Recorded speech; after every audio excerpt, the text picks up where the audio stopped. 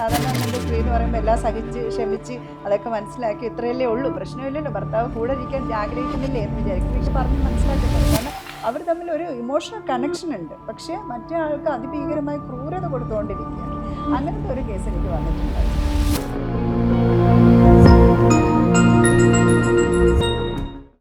Hi ma'am. ഇപ്പോൾ പുതുതായിട്ടൊരു ഹൈക്കോടതി വിധി വന്നല്ലോ, അതായത് ഈ ദാമ്പത്യ ജീവിതത്തിലെ അന്ധവിശ്വാസങ്ങളെ പറ്റിയിട്ട്. മാമിന് എന്താണ് അതിനെപ്പറ്റി പറയാനുള്ളത്? വളരെ നല്ലൊരു വിധിയായിരുന്നു അത്. എന്ന് വെച്ചാൽ സ്ത്രീക്ക് സപ്പോർട്ടീവായിട്ട് വന്നൊരു വിധിയും കൂടെയാണ്. ശരിക്കും ഈ അന്ധവിശ്വാസങ്ങൾ, നാട്ടു നടപ്പ് എന്നൊക്കെ പറയുന്ന കാര്യങ്ങൾ ഇപ്പോഴും കുടുംബജീവിതത്തിനകത്ത് പ്രശ്നങ്ങൾ ഉണ്ടാക്കാറുണ്ട്. കാരണം രണ്ട് വ്യക്തികളാണല്ലോ. ഒരാളുടെ ശരി എന്ന് പറയുന്നത് ചിലപ്പോൾ മറ്റേ ആൾക്ക് തെറ്റാവാം, മറ്റേ ആളുടെ ശരി മറ്റേ ആൾക്ക് തെറ്റാവാം. ഇപ്പോൾ ഈ അഞ്ജന പറഞ്ഞ ആ കേസിലെന്ന് വെച്ച് കഴിഞ്ഞാൽ ഭർത്താവ് ഭയങ്കര ആത്മീയതയിലേക്ക് പോയി. അദ്ദേഹം വന്നിട്ട് കുറച്ചുകൂടി സ്പിരിച്വലായിട്ടും അത് അയാളുടെ വിശ്വാസം, അയാൾ പൊയ്ക്കോട്ടെ, പക്ഷെ അയാളുടെ വിശ്വാസങ്ങൾ അയാൾ ഭാര്യയിലേക്ക് അടിച്ചേൽപ്പിച്ചിട്ട് ആ വിശ്വാസത്തിലോട്ട് വരണം. അല്ലെങ്കിൽ ഞാൻ ചെയ്യുന്ന പോലെ നീ ചെയ്യണം, ഞാനാണ് ഇതെല്ലാം, ഞാൻ പറയുന്നതാണ് ശരി, അല്ലെങ്കിൽ എൻ്റെ വഴിയാണ് ശരി, അയാളുടെ ആത്മീയ പാതയാണ് ശരി എന്ന് വിചാരിക്കുന്ന ഒരു വ്യക്തിയായിരുന്നു അദ്ദേഹം. അപ്പോൾ അദ്ദേഹം ഭാര്യയിലേക്ക് അടിച്ചേൽപ്പിക്കുകയും ചെയ്തു. അപ്പം നമ്മൾ ഉറപ്പായിട്ട് മാരിറ്റൽ ഇഷ്യൂസ് വരും. അങ്ങനെ വന്ന സമയത്താണ് ഈ ഭാര്യയെ കൊണ്ടുവന്നിട്ട് ഫാമിലി കോടതിയിൽ ഇതൊരു ക്രുവൽറ്റിയാണ്, ഇവർക്ക് വന്നിട്ട് അദ്ദേഹത്തിന് ഒരിക്കൽ ഫിസിക്കലി റിലേഷൻ വലിയ താല്പര്യമില്ല, കുട്ടികൾ വലിയ താല്പര്യമില്ല. അപ്പോൾ അദ്ദേഹം ആത്മീയത എന്ന് പറഞ്ഞിട്ട് നമ്മൾ 24 മണിക്കൂറും ഇപ്പം ചിലരിങ്ങനെ കർത്താവെ എന്ന് വിളിക്കുന്നു, അല്ലെങ്കിൽ അള്ളാന്ന് വിളിക്കുന്നു, അല്ലെങ്കിൽ ഈശ്വരാന്ന് വിളിച്ചു നടക്കുക. അതിൻ്റെ വഴിക്ക് പോകുമ്പോൾ അവരുടേതായിട്ടുള്ള കുറേ ഉത്തരവാദിത്തങ്ങളുണ്ട്. റിലേഷൻഷിപ്പ് എന്ന് പറയുന്നത്, മാരേജ് എന്ന് പറയുമ്പോൾ ഭയങ്കരമായിട്ട് ഉത്തരവാദിത്തങ്ങൾ അത് നിറവേറാനാണ്. സ്പൗസിൻ്റെ ഇഷ്ടങ്ങളും അനിഷ്ടങ്ങളും കൂടെ മനസ്സിലാക്കുക. വ്യക്തിപരമായ തീരുമാനങ്ങൾ അവരെടുത്തോട്ടെ, ഉത്തരവാദിത്തങ്ങൾ മാറി നിൽക്കുന്നത് ക്രുവൽറ്റി ആയിട്ട് കണ്ട് അദ്ദേഹം മാരേജിൻ്റേതായിട്ടുള്ള എല്ലാ ഒബ്ലിഗേഷൻസും ഡിനേ ചെയ്തു.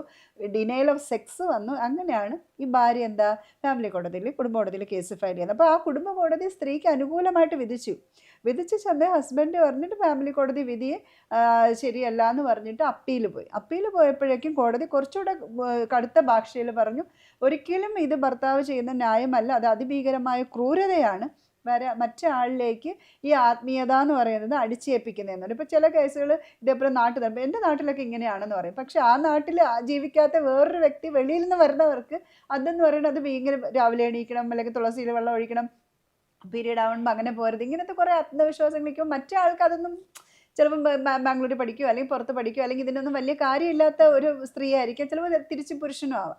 അപ്പോൾ അങ്ങനെ മറ്റേ ആളെ അടിച്ചേൽപ്പിക്കുന്നത് അതിഭീകരമായിട്ടൊരു ക്രൂരതയാണ് കാണുന്നത്. അവരെങ്ങനെയാണോ അവരങ്ങനെ തന്നെ ജീവിച്ചോട്ടെ, അത് വ്യക്തിപരമായ തീരുമാനങ്ങളാണ്. മറ്റേ ആളിനെ അടിച്ചേൽപ്പിച്ചിട്ട് അവരോടുള്ള ഉത്തരവാദിത്തങ്ങൾ ഒഴിവാക്കുന്നത് ക്രൂരത. നല്ലൊരു വിധിയായിരുന്നു അത്. വന്നിട്ട് ഹൈക്കോടതിയുടെ ഒരു കാഴ്ചപ്പാട് സ്ത്രീക്ക് കുറച്ചുകൂടെ സപ്പോർട്ടീവായിരുന്നു അത്. ശരിക്കും സാധാരണ എൻ്റെ സ്ത്രീ എന്ന് പറയുമ്പോൾ എല്ലാം സഹിച്ച് ക്ഷമിച്ച് അതൊക്കെ മനസ്സിലാക്കി ഇത്രയല്ലേ ഉള്ളൂ, പ്രശ്നമില്ലല്ലോ, ഭർത്താവ് കൂടെ ഇരിക്കാൻ ആഗ്രഹിക്കുന്നില്ലേ എന്ന് വിചാരിക്കും. പക്ഷേ അവൾ അതിനകത്തുള്ള ആത്മസമ്മർദ്ദം ഭയങ്കരമായിരുന്നു. അവൾക്കതൊരു ക്രൂരതയായി മനസ്സിലാക്കി. അത് കോടതിയും അത്രയും കൂടെ നിന്ന് സപ്പോർട്ട് ചെയ്തു. ഇപ്പം മാം ഇതിനെപ്പറ്റി പറഞ്ഞല്ലോ, മാമിന് ഏതെങ്കിലും ക്ലയൻസ് ഇങ്ങനെ വന്നിട്ടുണ്ടാവും? എനിക്ക് പ്രൊഫഷണലായിട്ട് എനിക്ക് വന്നിട്ടുണ്ട് അങ്ങനത്തെ ഒരു കേസ്. എന്ന് വെച്ച് കഴിഞ്ഞാൽ ഈ ഞാൻ പറഞ്ഞ പോലെ ഈ അന്ധവിശ്വാസം, നാട്ടുപിണർപ്പ് എന്നൊക്കെ പറയുന്നത് നമ്മൾ മലയാളികളുടെ ഇടയിൽ അല്ലെങ്കിൽ ഒരുപാട് അകത്തോട്ട് നോക്കുമ്പം നിലനിൽക്കുന്ന ഒരു സാധനം തന്നെയാണ്.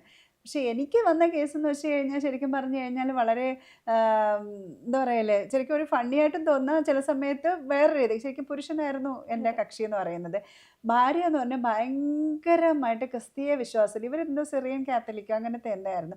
ഭാര്യ പെന്തക്കോസ്ത് വിശ്വാസത്തിലേക്ക് അങ്ങ് പോയി. പെന്തക്കോസ്ത് ക്രിസ്ത്യൻ എന്ന് പറയുമ്പോൾ അയാൾ പറയണ ഈ സ്തോത്രവും ഹല്ലേലൂയയും കഴിഞ്ഞിട്ട് വീട്ടിലൊന്നുമില്ല, ഉപവാസം, അല്ലെങ്കിൽ രാവിലെ എഴുത്ത് ബൈബിളും കൊണ്ടങ്ങ് ഇറങ്ങുന്നു. അപ്പോൾ അവരെന്ന് വെച്ച് കഴിഞ്ഞാൽ മുഴുവൻ സമയവും അവർ മാത്രമല്ല അവരുടെ മക്കളെയും കൂടെ അതിലോട്ടാക്കിയിട്ടെന്ന് വെച്ചാൽ എന്ത് പറഞ്ഞാലും ആത്മാവ് അങ്ങനെ പറഞ്ഞു, ദൈവം അങ്ങനെ പറഞ്ഞു, ഇതങ്ങനെയാണ്, നിങ്ങൾ സാത്താന് എന്ന് വെച്ചാൽ ഒരുതരം മാനസിക രോഗം പോലെ ആയിപ്പോയി, എന്ന് വെച്ചാൽ അഡിക്ഷൻ ആയിപ്പോയി. രാവിലെ തന്നെ ഒരു കാര്യങ്ങളോ ഉത്തരവാദിത്തങ്ങളോ ഒന്നും നോക്കാതെ എപ്പം നോക്കിയാലും പ്രാർത്ഥന എന്നും അത് ശരിക്കും പറഞ്ഞു കഴിഞ്ഞാൽ അത് ഒളിച്ചോട്ടമായിട്ടോ അല്ലെങ്കിൽ ഒരു മാനസിക പ്രശ്നമായിട്ടാണ് ശരിക്കും നോക്കേണ്ടത്. എല്ലാത്തിനും ഒരു പരിധി വേണം, എല്ലാവർക്കും വിശ്വാസം വേണം. പക്ഷേ ആ വിശ്വാസം ഒരു മറയായിട്ട് അവൻ്റേതായിട്ടുള്ള ഉത്തരവാദിത്തങ്ങളിൽ നിന്ന് മാറിപ്പോകുന്നത് അപ്പം ആ പുരുഷൻ വന്നിട്ട് ഭയങ്കര പ്രശ്നമുണ്ട്. അപ്പം അദ്ദേഹത്തിന് പറയുന്നത് വെച്ചാൽ ഞാൻ പിന്നെ എൻ്റെ മക്കളെയും കൂടെ അതിലോട്ട് ആക്കി.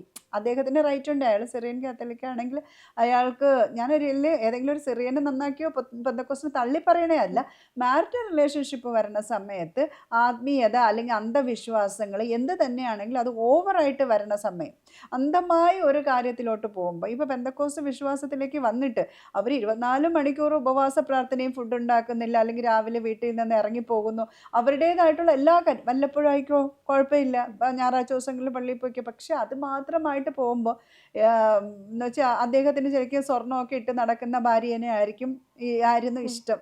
എന്നിട്ട് പുള്ളിക്കാരത്തി കംപ്ലീറ്റ് ഈ സ്വർണ്ണം ഉപേക്ഷിക്കുന്ന പെന്തക്കോസ്ത് ഉണ്ടല്ലോ, അതിലൊക്കെ അങ്ങ് പോയപ്പോഴേക്കും ഇത് ഭയങ്കരമായിട്ട് മറ്റേ ആൾക്ക് മാനസിക പ്രശ്നങ്ങൾ ഉണ്ടാക്കി.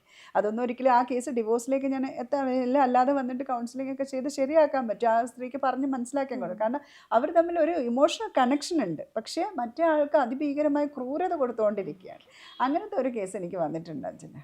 അപ്പം മാം ഒരു അഭിഭാഷക എന്ന നിലയിൽ ഈ ഒരു വിധി എങ്ങനെയാണ് നോക്കിക്കാണുന്നത്?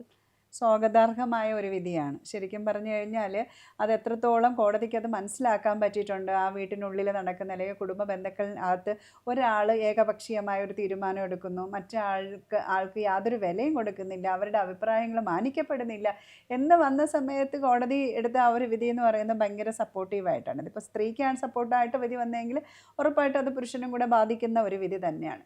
പിന്നെ ഏത് കാര്യമാണ് ഒരു കുടുംബ ബന്ധത്തിൻ്റെ ബേസ് എന്ന് പറയുന്നത് ഒരു ലവ്, ഇമോഷണൽ ബോണ്ടിങ്, കമ്മ്യൂണിക്കേഷൻ എന്ന് പറയുന്നത്.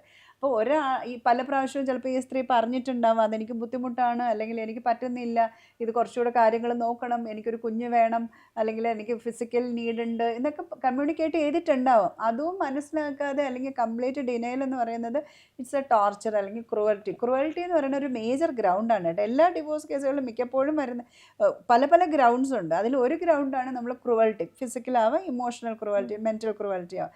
ഇതെന്ന് പറഞ്ഞാൽ അതിഭീകര ക്രൂരതയായിട്ടാണ് കാണുന്നത്, ആ സ്ത്രീയോട് ചെയ്ത ക്രൂരതയായിട്ട്. അതുകൊണ്ട് നല്ലൊരു സ്വാഗതാർഹമായ ഒരു വിധിയാണിത്.